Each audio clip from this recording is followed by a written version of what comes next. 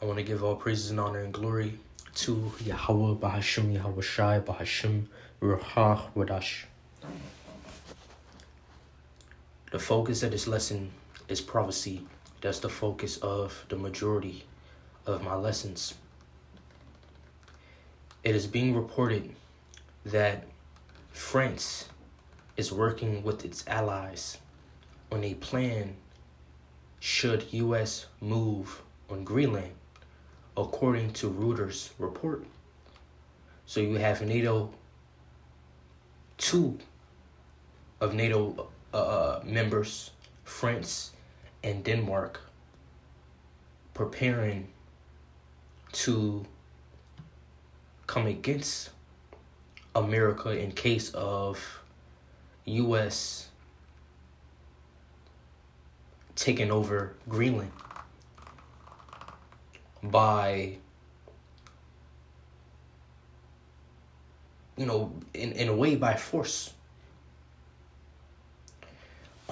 Which Greenland is something that America won, allegedly for U.S. security, because of Russia and China presence growing in the hemisphere.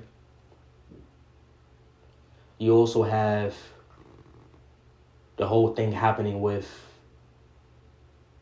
America and Venezuela. America just recently kidnapped basically the president of Venezuela in one night. 50 Venezuelan officials were ruthlessly murdered by armed forces of America. And this is something that shocked the world. This is, something that also revealed to the world what America is, and what America stands for. Right, but the point is that the American and NATO alliance is failing. There's a conflict of interest. There's disagreements growing and intensifying. There's conflicts intensifying between America and NATO. And this is prophecy. In fact, when you go into the book of Revelation, chapter 17, it tells you this exact situation is going to happen.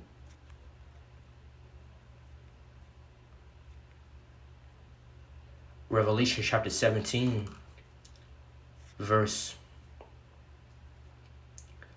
15, it says, "And he saw it, and he saith unto me, the waters which thou sawest, where the whore sitteth, are peoples and multitudes and nations and tongues." The whore represents America, which is the Babylon the Great, mystery Babylon in the Bible.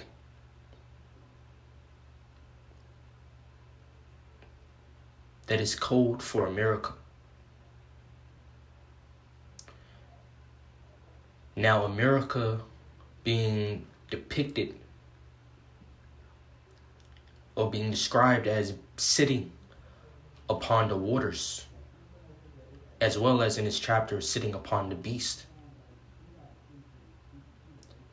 That is that symbolize America's authority or hegemony, dominance over the world, especially over the Western world.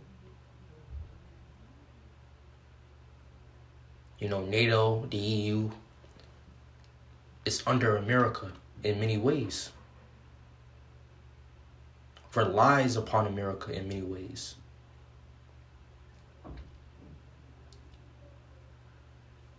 Verse 16, it says, "And the 10 horns which thou sawest upon the beast, these shall hate the whore." The 10 horns make up NATO and EU.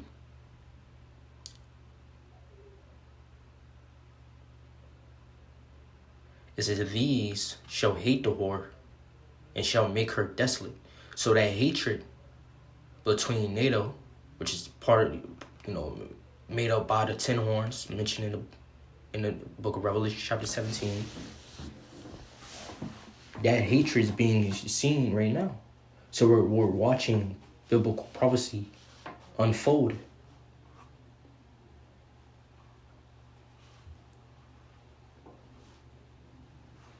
You know, in real time. We're seeing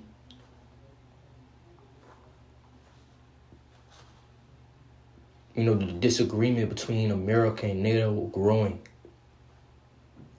So it says, these shall hate the whore. So NATO is prophesied to hate the whore. This is all part of the Lord's will. Divine purpose. Which is ultimately going to lead to, as we read further on, it says, and shall make her desolate and naked, and shall eat her flesh and burn her with fire. So that hatred is going to turn to violence. Violent action. NATO will have, according to divine purpose, a part to play in the demise and destruction of America in these last days. And that's something that we're going to have to see unfold. But we're watching the initial stages of that. With this disagreement.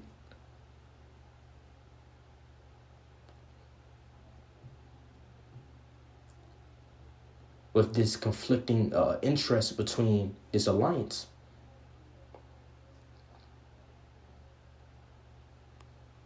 So everything is moving according to prophecy. You have France basically preparing to defend, in a way, Denmark. Or defend Greenland with Denmark and possibly other potential allies, against America's hegemony, authority. America's desire.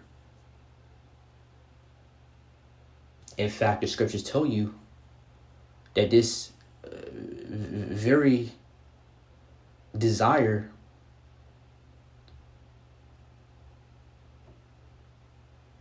which is ultimately, having something to do with his pride. A man who is prideful is a man who is presumptuous. Someone who think they could do something and get away with it. For example, someone who's just doing anything in another man's house.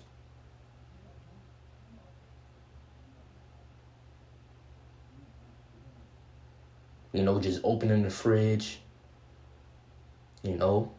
kicking your feet on the table, just, doing things in a presumptuous manner, bold and just very daring, basically. And that's what his desire is. I want Greenland, and I'm going to get it by any means. That's basically the mentality of this Trump administration. Let's go to the book of Jeremiah, chapter 49, real quick. Jeremiah, chapter 49, verse 16. It says, thy terribleness have deceived thee. Yeah, and you go into that word terribleness, it means to basically strike terror. And what has been the image of America? The primary image of America is what? Being the strong. Being a violent kingdom. Being the number one source of many conflicts after World War II. That's the image that America holds up and maintains before the nations. The back-to-back World War champion. You know,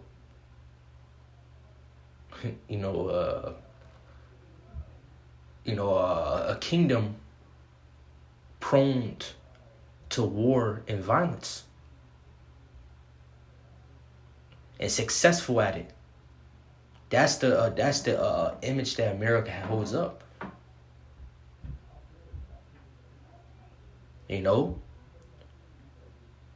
A kingdom that profit by way of violence and unjust dealing.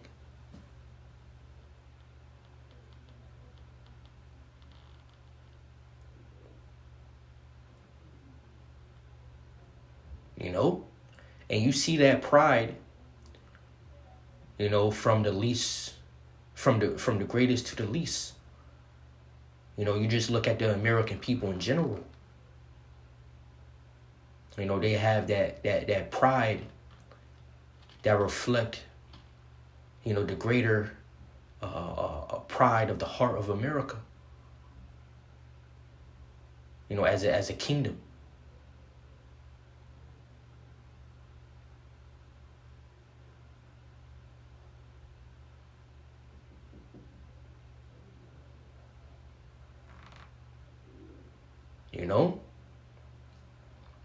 You think about the eagle, which is by nature a violent bird, symbolizing or is used as a symbol of strength and power.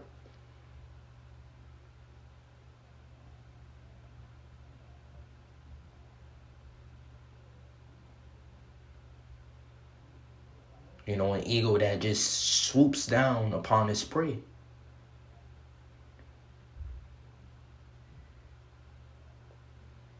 So America has that image of being a terrible kingdom. And the nation see it again, just like many times before with what happened in Venezuela.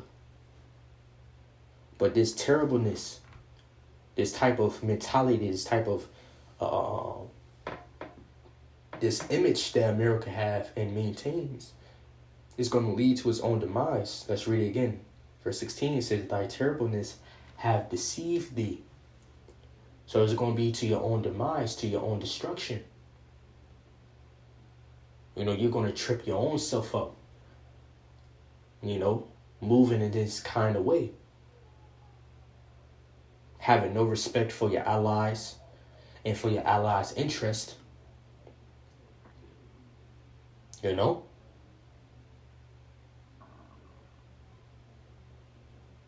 Clearly showing that you have no respect for the weak, aka, in this case, Venezuela.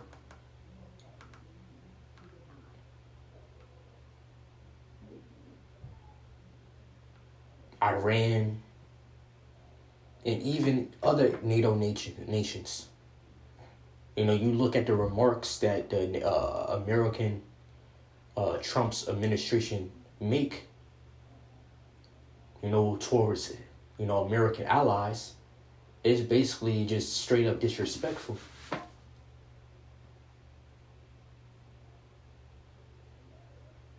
Like, just you think about on a lesser level between two men, in order for harmony to continue between two men, there has to be a respect, common courtesy, but that respect is missing between this alliance. Because really there's a unequal power, and leverage between these, between America and NATO. So Lockie, bear with me. So let's read it again. Thy terribleness have deceived thee in the pride of thine heart. So not only its terribleness, but also its pride. Now I want to go into that word pride That's from the Hebrew word Zidon. Zidon, which means presumptuously, arrogance, insolence. So let's go into these two words, insolence and presumptuous, basically. So when you go into that word insolence means rude or disrespectful behavior. So it's not only an opinion that one have of themselves, but also pride is a behavior. It's also a behavior, a way of behaving in a rude and disrespectful behavior, in a rude and disrespectful way. Now let's go into that word presumptuous as well.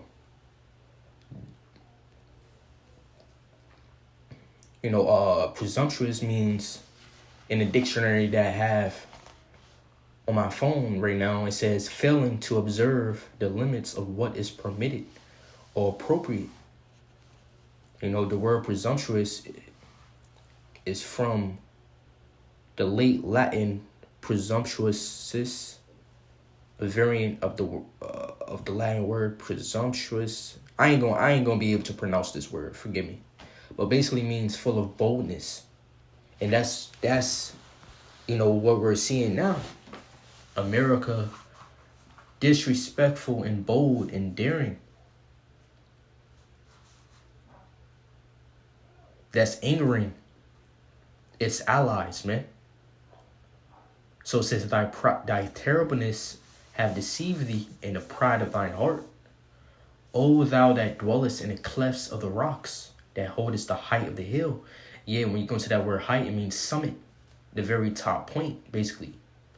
So America, for a long time, I have been in that top position, as is described in the book of Revelation, chapter 17. The great whore riding upon that beast, sitting upon that beast, is in a dominant position.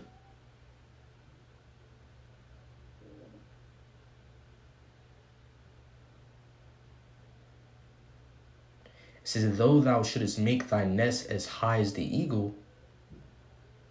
And that's all it is. When you think about what America is doing with Venezuela and what it's about to do, because they're not done with Venezuela. Getting the president, that's not the only thing that they're doing or wanted to do. They're about to do some more things. Greenland, Iran,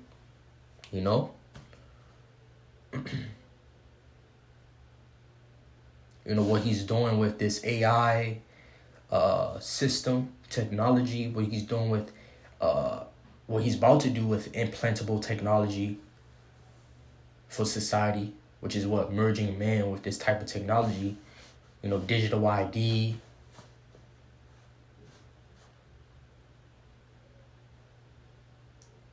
What he's doing with, these digital, his agenda for, this digital, for these digital things, is all for the purpose of, power, authority and control and just greatness in a way,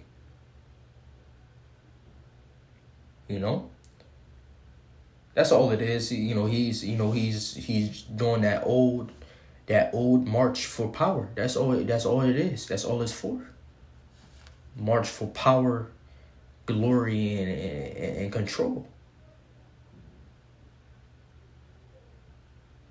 That old cliche, mode of action.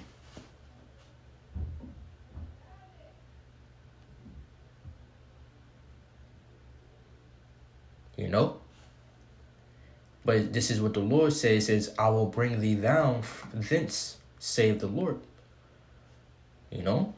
Just like what the Lord did with every other king, every other kingdom, that marched for power and authority and glory and just elevation in their mortality. The Lord knocked them down. So will the Lord do with them, with Edom today, in his time, in his age, shall I say.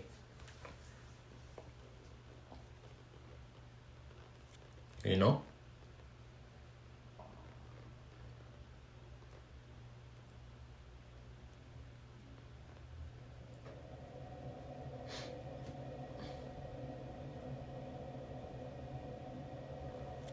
In fact, since I'm in Proverbs chapter 30, let's get this scripture. This Proverbs chapter 30, verse 15. It says, the horse leech have 2 daughters, crying, give, give. Yeah, so you think about the leech, a bug that's a symbol for, continual greed and desire, and so Esau, he's likened to a leech. It says there are three things that are never, Salaki, it says there are 3 things that are never satisfied, yet 4 things say not, it is enough. The grave and the barren womb, the earth that is not filled with water, and the fire that saith not, it is enough. Now, when you go into the book of Habakkuk, it describes the wicked desires to be like a grave. It tells you in the book of Habakkuk chapter 2 that his desire is as hell. So Esau's greed is like the grave. Hell is just another word for grave in the Bible. So his desire, his greed, is like the grave that's never filled, basically. That's never that's never enough, and never end, basically. And that's basically what Esau is. He's going to go as far as he's allowed to go. And it makes you think about what Yahweh Shai said. Concerning if the world is not, shortened, or the days is not shortened, then no flesh should be saved. So the Lord is going to have to shorten the days for the elect's sake. And that's what Yahweh Shai said. Except those days should be shortened. No flesh should be saved, but for the elect's sake, those days shall be shortened. And I'm loosely paraphrasing. You can read it in the book of Matthew chapter 24. In fact, let's get it real quick. Refresh my memory. Matthew chapter 24.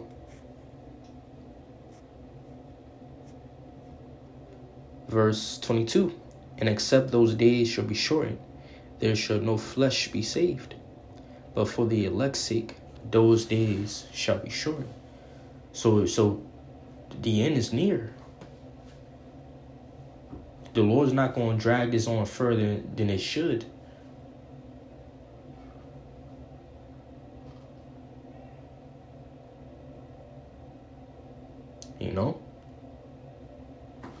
Because if this thing go for another 20 years, possibly even 5 years to 20, now 4 years, 5 years. If this thing continue for another 5 years or 10 years, everyone will probably be dead. So, which I can't say for certain that it won't go to 2030, but the end may very well possibly go before 2030,